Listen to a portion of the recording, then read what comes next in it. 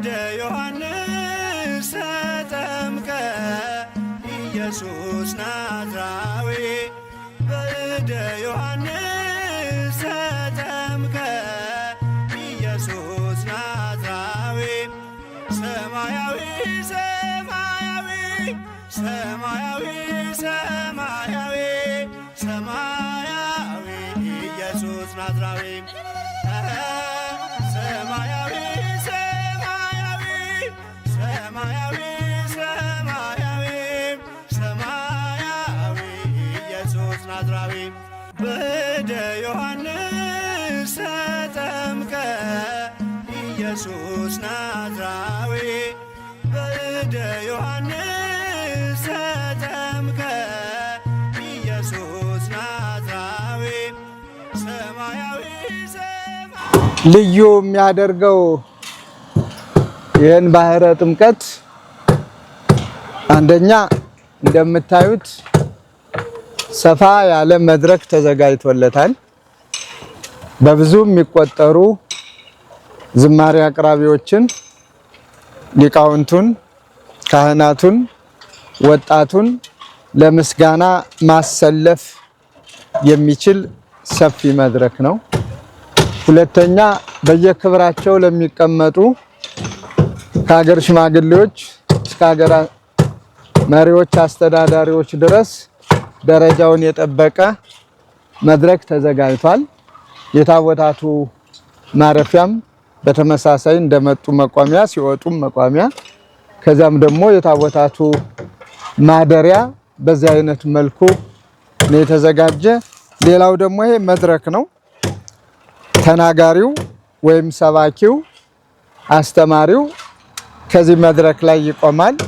ይህ መድረክ እንደምታዩት ሁሉንም ነው የሚቆጣጠር።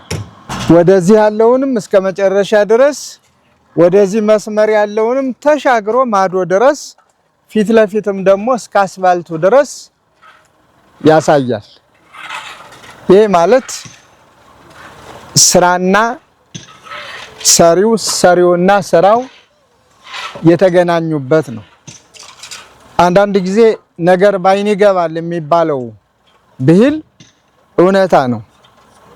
አንድ ሰው ተናጋሪው የሚነግረውን ክፍል ካላየ፣ የሚሰማው ደግሞ የሚናገረውን ሰው ካልተመለከተ መግባባት አይቻልም። አንድ ጊዜ ባካችሁ አዳምጡ ለማለት ከፍ ብሎ መታየት አለበት ተናጋሪው ወይም ሰባኪው። ለቡራኬም እንደዚሁ በተመሳሳይ እግዚአብሔር ይባርካችሁ ለማለት ተመልካቹ መስቀሉ ላይ አይናቸው ማረፍ አለበት። መስቀሉን የያዘው ባራኪው ካህን ከውስጥ ሲዋጥ ግን ድምጽ ብቻ ነው የሚሰሙት እንጂ የሚያዩት ነገር ስለሌለ እንደ ማየት የማየት ያህል ሁሉ ነገር ሊስተካከል አይችልም። ስለዚህ የመድረክ ለየት ተብሎ ነው የተዘጋጀ። እዚህ ላይ ሌላ አትሮንስ አለን። በቤተ ክርስቲያን ሕግና ስርዓት የሚዘጋጅ አትሮንስ ከዚህ ይቀመጣል። ይሄ የምናየው በልዩ ነገር ያጌጣል፣ ያሸበርቃል። መድረኩን እንዲህ የሚያጨናንቁ የሚያጣብቡ ሰዎች አይፈጠሩም። ዙሪያውን የተከለለ ስለሆነ እዚህ ላይ የሚገባ የተፈቀደለት አንድ ወይም ሁለት ሰው ብቻ ይሆናል ማለት ነው ከዚህ የሚመጣው። ስለዚህ ሁሉም ነገር እንደ እግዚአብሔር ፈቃድ ተዘጋጅቷል። ይሄ ደግሞ የእግዚአብሔር ፈቃድ ነው። በሀገራችን በኢትዮጵያ ደረጃ የመጀመሪያውና ብቸኛው ነው ብለን ብንናገር ማጋነን አይሆንም። እስካሁን ካየሁት ከሰማሁት የሚበልጥ ቢኖር ደግሞ ደስ ይለናል። ለበጎ ነገር መቀናናት ስለሆነ በጊዜው ግን አንደኛ ቀድሞ ክብር ወደ ነበረበት ወደ ጣና ባህረ ጥምቀቱ ተመልሷል። ሁለተኛ ደግሞ ባህረ ጥምቀቱ ጣናን ዙሪያውን ከቦ ሁሉም ነገር በሚስማማ መልኩ ነው ያለ። አሁን እዚህ ላይ ሌላ ክፍል ነበረ እንዲነሳ ተደርጎ አሁን አጥሩ እየተነሳ ነው ፊት ለፊት እንደምታዩት።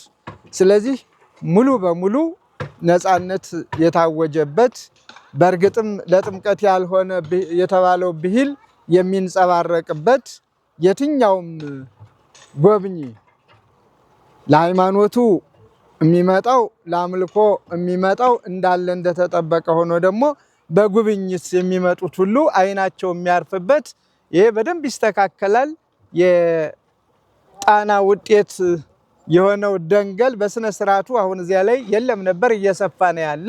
ወደፊት ሙሉ በሙሉ እሱ ይሄንን እንዲሸፍን ይደረጋል። የቀረው ስራም ደግሞ ይሄ ገና ብዙ ነገር ነው የሚቀረው። ከሀገር በቀል እጽዋት እስከ ልዩ ልዩ ባህረ ጥምቀት ቦታ ድረስ የተለየ ነገር ነው ያለ። ዘንድሮም አምና ባከበርንበት ገንዳ ላይ ነው የምናከብረው። ለዚህ ሁሉ ይህንን ቦታ ያለንበትን በእውነት ቦታውን የራሳቸው ለድርጅት ለተቋም የገነቡትን ከነቤቱ የሰጡን ወይዘሮ ዘውዲቱና አቶ መሰረት ሰርጓለምን ከልብ ነው ሁልጊዜም ቤተክርስቲያን የምታስታውሳቸው። ከዚያ ደግሞ መንግስት ይህንን አጽድቆልን ነው ይህንን ቦታ የተቀበል።